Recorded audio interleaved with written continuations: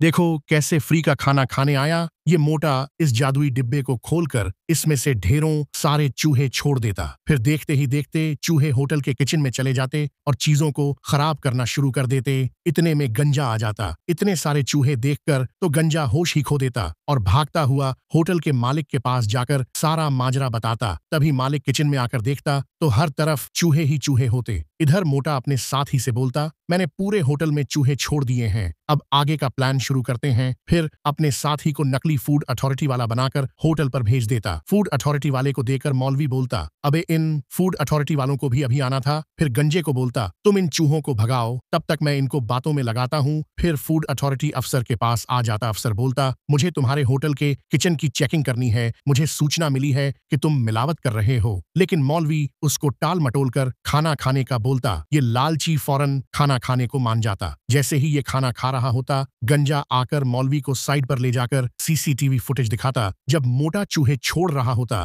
तब तक इस प्यारे फोटो को लाइक करके कमेंट में अल्लाह लिख दें। तभी मौलवी उसके पास जाकर उसका रैंक पूछता तो ये नहीं बता पाता। इतने में गंजा मोटे को भी पकड़ लाता। तभी मोटा अपने साथी पर गुस्से होकर उसे पीटना शुरू कर देता।